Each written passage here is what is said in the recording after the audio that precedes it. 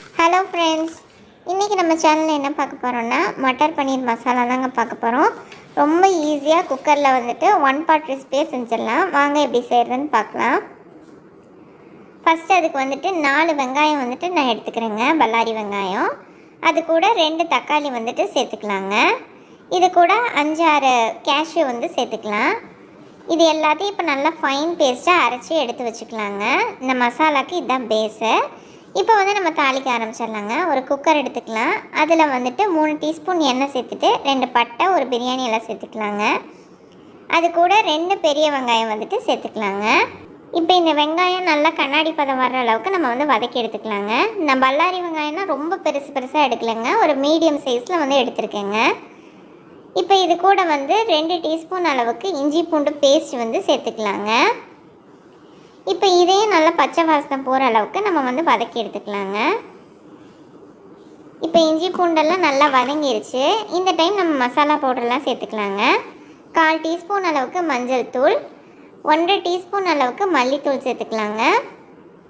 1 teaspoon அளவுக்கு மிளகாய் தூள் வந்து சேர்த்துக்கலாம். அப்புறமா ஒரு 1/4 டீஸ்பூன் அளவுக்கு கரம் மசாலா வந்து சேர்த்துக்கலாங்க. இப்போ இது எல்லாத்தையும் நல்லா வதக்கி விட்டுடலாங்க. லைட்டாக பச்சை வாசனை போகட்டுங்க. இப்போ பாருங்கள், இது எல்லாம் ஓரளவுக்கு வதங்கி வந்துருச்சு. இந்த டைம் நம்ம அரைச்சி வச்சுருந்த வெங்காயம் தக்காளி பேஸ்ட் வந்து சேர்த்துக்கலாங்க. இப்போ இது எல்லாத்தையும் நல்லா கலந்து விட்டுடலாங்க. இந்த ரெசிபி வந்துட்டு நார்த் இந்தியாவில் ரொம்ப ஃபேமஸுங்க. குறிப்பாக சப்பாத்திக்கு வந்துட்டு ரொம்ப சூப்பராக இருக்கும். இப்போ பாருங்கள், இந்த வெங்காயம் தக்காளி நல்லா கொதிச்சிருச்சு. இந்த டைம் நான் க்ளீன் பண்ணி வச்சுருக்கேன் ஒரு பேக்கெட் மஷ்ரூம் வந்து சேர்த்துக்கிறேங்க, 200 கிராம் மஷ்ரூம். இப்போ இதை வந்து நல்லா கலந்து விட்டுடலாங்க.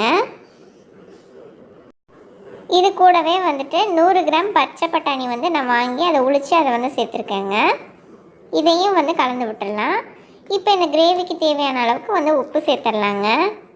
அவ்வளோதான், நம்மளோட கிரேவி வந்து ரொம்ப ஈஸியாக வந்து ரெடி பண்ணியாச்சு. இப்போ இதில் வந்துட்டு ஒரு 100 ml அளவுக்கு தண்ணி சேர்த்துக்கலாங்க. தண்ணி வந்து அதிகமாக சேர்த்துட்டோம்னா காளான்லேயே அதிகமாக தண்ணி விடும். அப்போ வந்து கிரேவி வந்து ரொம்ப தண்ணி மாதிரி ஆகி குழம்பு மாதிரி ஆயிருங்க. இப்போ வந்துட்டு நான் ஒரே ஒரு விசில் மட்டும் விட்டு எடுத்துக்கிறேங்க. இப்போ பாருங்கள், ப்ரெஷர் நல்லா ரிலீஸ் ஆயிடுச்சு.